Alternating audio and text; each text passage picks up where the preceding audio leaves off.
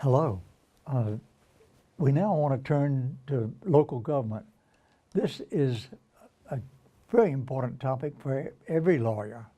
There's not a lawyer doing any kind of practice who will not be affected by the local government article in one way or another, and you need to know what the Constitution requires and allows in terms of local government. A number of you will find employment with local government agencies of one form or another. Many of you will be engaged in real estate practice or various forms of business practice that bring you into contact with local government authorities, zoning authorities, and others. And so having some understanding of the local government provisions of the Florida Constitution are important to you. So let's go look at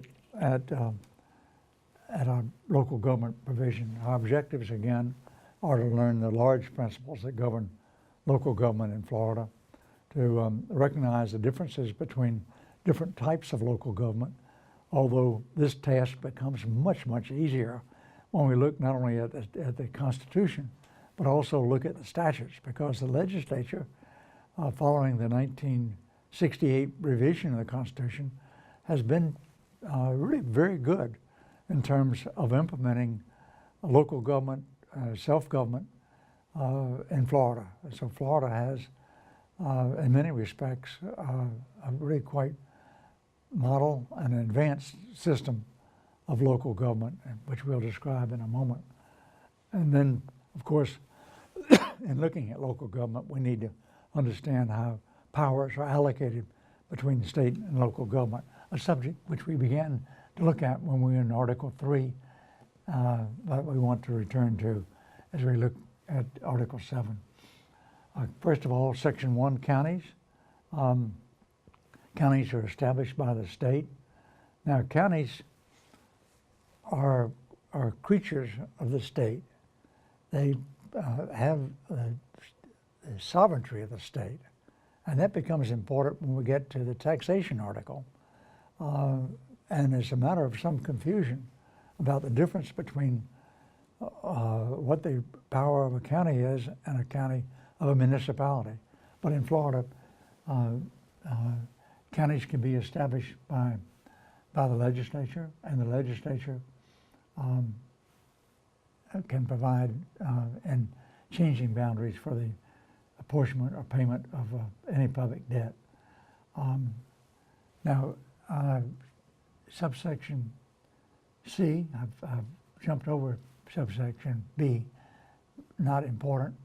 Subsection C refers to the power to adopt a charter. So we now will talk about counties, non-charter counties, and charter counties. Now, as we'll see in a moment, that may not make all that much difference given current law, but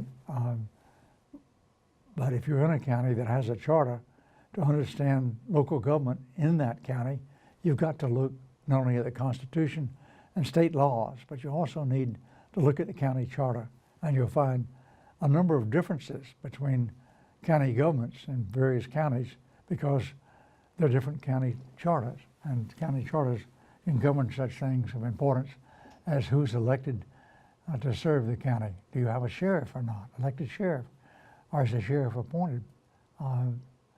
Same thing with other county officials. So again, look at your county charter where one exists. Normally in counties we have elected officers, which include a tax collector, a property appraiser, that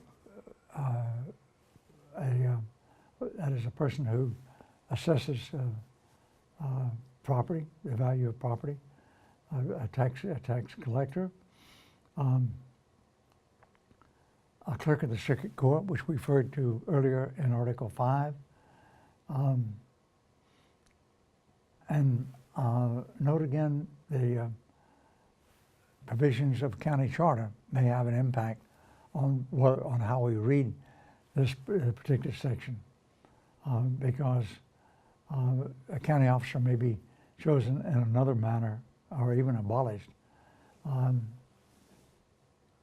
And so where not otherwise provided by county charter, or special law approved by a vote of the electors, the clerk of the court shall be the ex officio clerk of the Board of County Commissioners, and so forth, a provision which we saw originally in Article 5.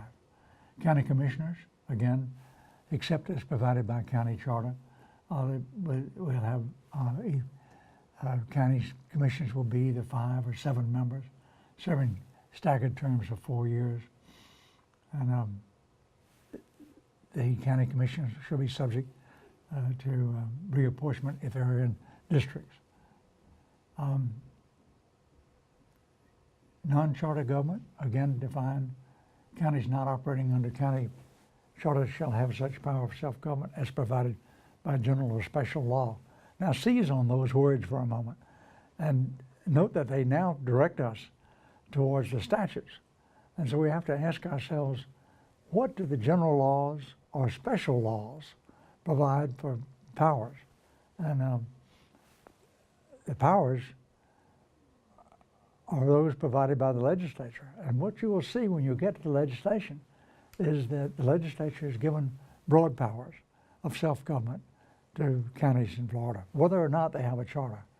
And so it's entirely possible that a charter county will have fewer powers than a non-charter county. Now that sounds counterintuitive, but where a county charter limits certain things that a county can do, but those things are permitted by the legislation, then you have restrictions coming through the legislature, by the legislature not allowing things that are disallowed by the county charter. But again, there's no way to really talk about this until you get to a specific county and start looking at the charters and looking at the statutes. Charter governments shall have all the powers of government that are not inconsistent with general law.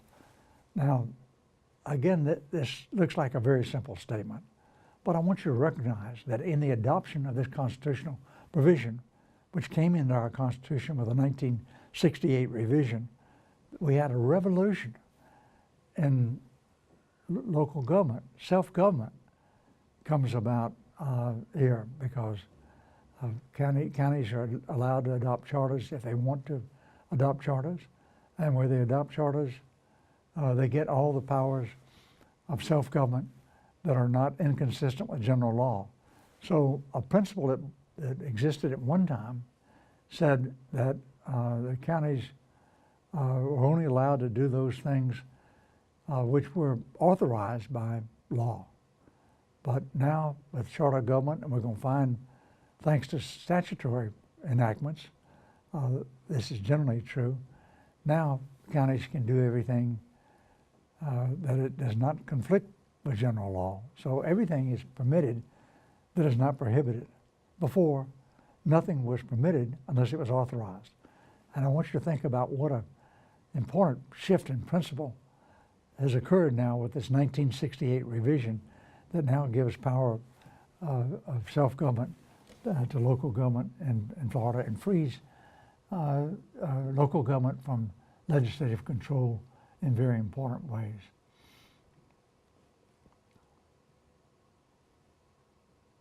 A provision of the Florida Constitution that's not much contested. There was a period of time in which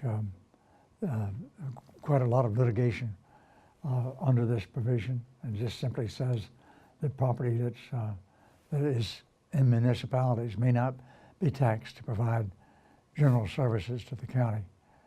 I litigated several cases in Sarasota County and one for Panama City that related to this provision. But the sort of dual taxation provision is the way it's referred to, has now largely been displaced with case law, which has interpreted this to mean that everybody understands where the boundaries are drawn now, and we're seeing no current litigation in this area of the Constitution. You have to file county ordinances. So in order to make them effective, they have to be filed in a way that they can be discovered by people who need to know about the law. Violation of county ordinance shall be prosecuted in courts in the manner that's provided for by law. County seat is specified, becomes important because that's the place where official documents are recorded, and as property lawyers, you'll care about where you can find the recorded documents. Municipalities in Section 2 established. Now remember, municipalities have always had charters. The charters have been, in most cases, adopted by general law or most often by special law, and have become, municipalities have been organized by act of the legislature. So the legislature has sort of set the terms of municipal government by the provisions of the city charters. The municipal charters now give you the law relating to that particular city. Municipalities have powers to allow them to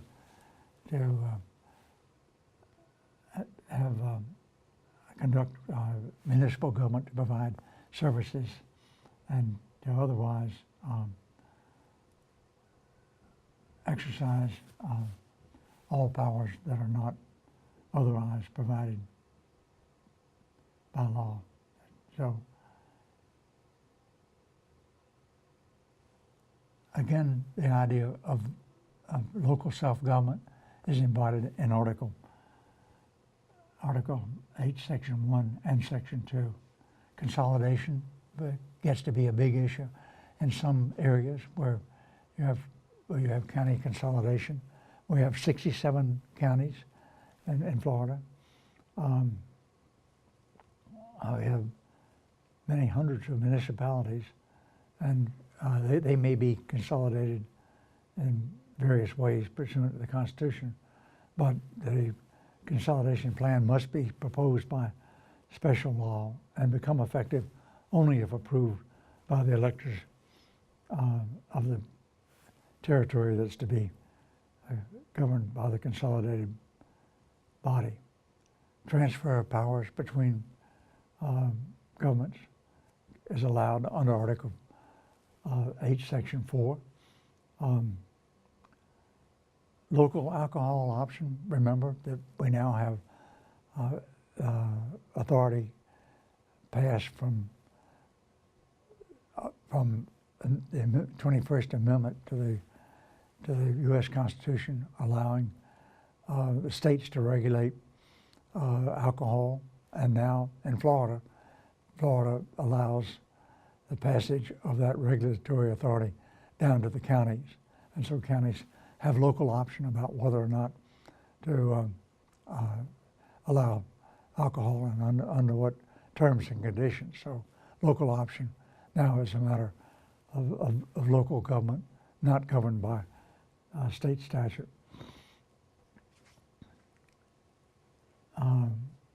Counties shall have the authority to require some search of criminal history in terms of guns. Note that this enormous exception at the end, holders of concealed weapons permit shall not be subject to the provisions of this subsection when purchasing a firearm. Again, we've seen back in Article 1 and now in Article 8 provisions relating to gun regulation in our Florida Constitution. Well, that's pretty much an overview to really understand local government and how the powers are distributed. You simply must go not only to the Constitution, but also must go to the statutes and must look at the county charters and the municipal charters. And through that, you'll be able to determine how local government works. Again, as I've said earlier, it works differently in different places. So when you get to a community, at least get to know in some general sense, about how local government functions in your community. Thank you so very much.